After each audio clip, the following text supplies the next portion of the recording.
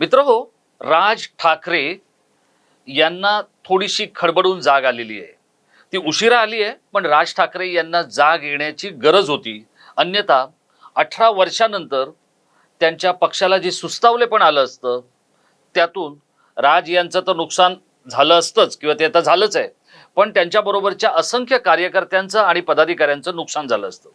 पण राज ठाकरे यांना जाग आलेली आहे, भाजप खडबडून जागी झालेली आहे आणि त्याचप्रमाणे राज्याचे मुख्यमंत्री हे देखील कामाला लागलेले आहेत. राज ठाकरेंनी एक पत्ता टाकला काय, आणि मी आपल्याला अत्यंत विश्वसनीय आतली बातमी सांगतोय. येणाऱ्या विधानसभेसाठी राज ठाकरे आणि मुख्यमंत्री एकनाथ शिंदे यांची युती होणार आहे, हे मी आपल्याला सांगतोय. काय आहे नेमका हा सगळा मामला आणि हे काय झालेलं आहे हेच मी आपल्याला या व्हिडिओतून समजावून सांगणार आहे. नमस्कार मित्रहो, मी राजेश कोचरेकर आणि आपण पाहताय आपलं आवडतं न्यूज पोर्टल टाइम महाराष्ट्र. मित्रहो, अभिजित पानसे यांची उमेदवारी राज ठाकरे यांनी घोषित केली. कोकण पदवीधर मतदारसंघातून राज ठाकरे यांचे सहकारी असलेले अभिजित पानसे, जे मनसेचे नेतेही आहेत, ते उमेदवार असणार आहेत. आणि या निवडणुकीमध्ये भाजपचे विद्यमान आमदार जे आहेत निरंजन वसंत डावखरे ठाण्याला राहतात आणि कोकण पदवीधर मतदारसंघामधून निवडून येतात. याच निरंजन डावखरे यांच्या समोर अभिजित पानसे यांचं आव्हान राज ठाकरे यांनी घोषित केल्यामुळे आणि त्यातही अभिजित पानसे यांचा असलेला माध्यम स्नेह, त्याचप्रमाणे वेगवेगळ्या राजकीय पक्षांशी असलेली दोस्ती यारी, चित्रपट क्षेत्राबरोबर असलेला त्यांचा परिचय आणि तिथलं त्यांचं काम, या सगळ्यामुळे अभिजित पानसे हा उमेदवार दिल्यामुळे भाजपची झोप उडालेली आहे. आता त्याचं झालं असं, विष्णुनगर ठाण्यातला जो परिसर आहे तिथे मनसेचं मध्यवर्ती कार्यालय आहे, तिथे ही पत्रकार परिषद झाली आणि त्या पत्रकार परिषदेमध्ये अभिजित पानसे आणि अविनाश जाधव या मनसेच्या ठाणे जिल्ह्यातल्या जोडगोळीने निरंजन डावखरे यांच्यावर हल्ला केला. आता निरंजन डावखरे हे असे राजकारणी आहेत, ते कधी कोणाशी आक्रस्ताळेपणे बोलत नाहीत किंवा फार मोठं काहीतरी कामाचा डोंगर त्यांनी उभा केलाय असंही नाहीये. पण शांत राहण्याचं जे काय ॲप्रिसिएशन म्हणा किंवा बक्षिसी म्हणा, ही सतत निरंजन डावखरे यांना मिळत राहिलेली आहे. मग ते राष्ट्रवादी काँग्रेसमध्ये शरद पवारांबरोबर असू द्यात किंवा मग ते भाजपमध्ये असू द्यात, इतकंच काय, पण ते कुठेही नसले तरी उद्धव ठाकरेंचं त्यांच्यावरचं प्रेम, सुप्रिया सुळेंचं त्यांच्यावरचं प्रेम, हे काही लपून राहिलेलं नाही. आणि निरंजन डावखरेंचं एक वैशिष्ट्य असं आहे की ते विनाकारण, जसे अनेक राजकीय नेते दुसऱ्यांचा खाणा खराब करण्यामध्ये आपला वेळ वाया घालवतात, निरंजन डावखरे तसं करण्याच्या भानगडीत पडत नाहीत. पण आता त्याच निरंजन डावखरेंचा खाना खराब होण्याची वेळ आलेली आहे. कारण काय, तर अभिजित पानसे ही निवडणूक लढणार आहेत. आता निरंजन डावखरे हे तिसऱ्यांदा या कोकण पदवीधर मतदारसंघामधून निवडणूक लढणार आहेत. कारण याच्या आधी त्यांनी 2012ला इथून निवडणूक जिंकलेली होती राष्ट्रवादीकडून आणि तेव्हा ते राष्ट्रवादीचे आमदार होते. त्याच्यानंतर ते 2018ला भाजपमध्ये गेले आणि जेव्हा त्यांनी भाजपमध्ये जाण्याआधी त्यांनी संजय केळकर यांचा पराभव केला होता. हा जो कोकण पदवीधर मतदारसंघ आहे, या मतदारसंघामध्ये जर आपण पाहिलं तर भाजपची ताकद आहे. हा भाजपचा बालेकिल्ला किंवा भाजपचा एक गड म्हणून या मतदारसंघाकडे पाहिलं जातं. आता देवेंद्र फडणवीसांनी एक फार भारी शाळा काय केली आहे की ते ज्याला कोणाला आणतात दुसऱ्या पक्षातून, त्याच्यासाठी एक वेगळी व्यवस्था लावून देतात. मग ते प्रसाद लाड असू द्यात, प्रवीण दरेकर असू द्यात किंवा निरंजन डावखरे असू द्यात, ते ज्यांना कोणाला आणतात त्याचं ते जे काय असेल ते करून त्याची सगळं त्याचं पुनर्निर्माणाची व्यवस्था करून देतात. आता अशी व्यवस्था केलेल्या निरंजन डावखरे यांच्या विरोधात अभिजित पानसे आल्यामुळे झालं असं की मनसे ही आता कामाला लागली. इथे तुम्हाला आठवत असेल, कळव्याच्या खारेगावमध्ये एक राज ठाकरेंची सभा झाली होती. त्या सभेमध्ये राज ठाकरे एक म्हणाले होते की आपला तर काय बाबा बाहेरून पाठिंबा आहे, मी माझा मोकळा आहे. आणि हे खरंच आहे.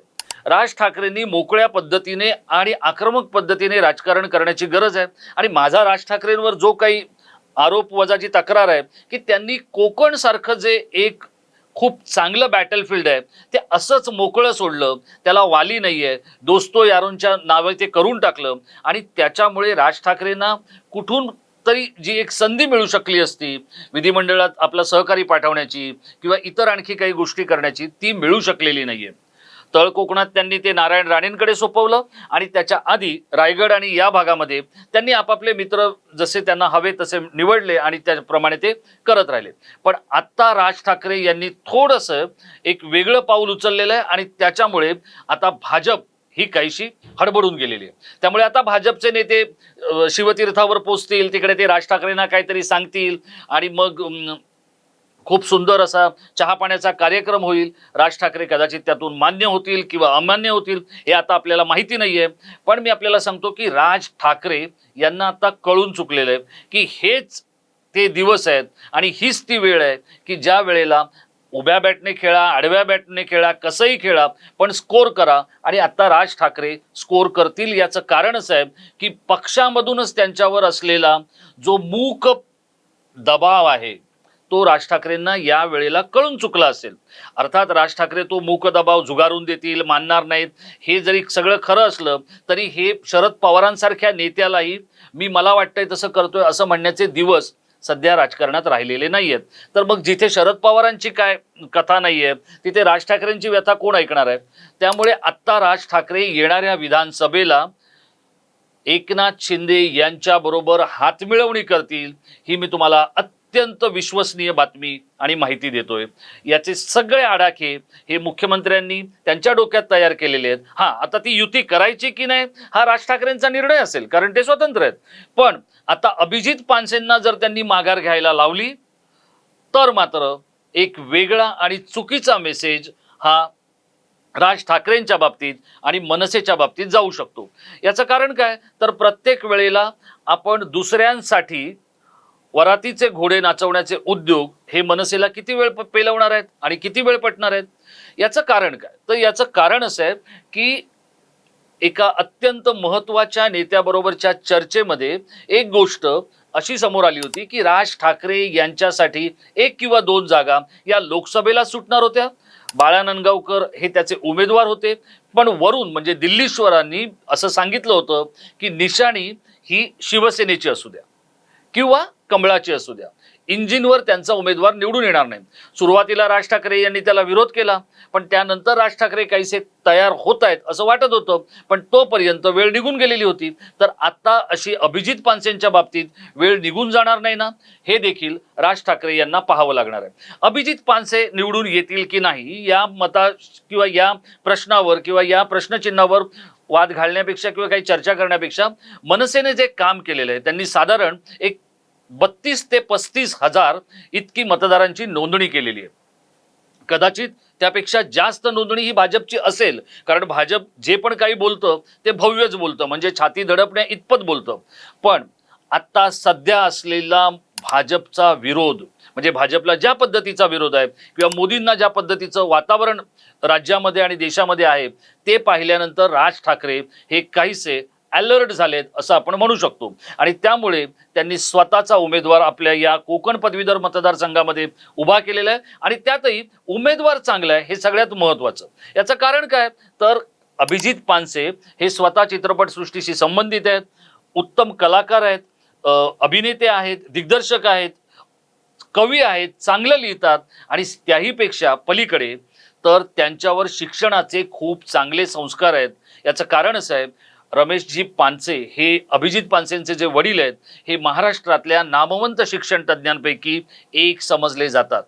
अनेक शिक्षण मंत्री किंवा अनेक शिक्षण तज्ज्ञ वेगवेगळ्या शिक्षण विभागातले सचिव हे रमेश पानसेंचा सल्ला घेऊन शिक्षण क्षेत्राशी संबंधित काही ध्येय धोरणं बनवण्याचं कामही करायचे. आणि त्यामुळे शिक्षण क्षेत्राशी संबंधित असलेला किंवा तसे संस्कार असलेला हा उमेदवार राज ठाकरे यांनी शोधून तर काढलाय. पण जे राज ठाकरेंची नेहमीची सवय आहे की दोस्तों यारों के हवाले वतन कर दिया, त्याप्रमाणे जर मनसेने आत्ता ही उमेदवारी जर सोडून दिली भाजपच्या दबाव तंत्राला किंवा निरंजन डावखरेंच्या त्या अत्यंत साळसूद आणि गरीब वाटणाऱ्या दत्ताच्या गाईसारख्या दिसणाऱ्या चेहऱ्याला जर राज ठाकरे भुलले तर मात्र या येणाऱ्या दिवसांचा पहिला फटका आणि लोकसभेनंतरचं पहिलं मनसेचं मोठं नुकसान होऊ शकतं.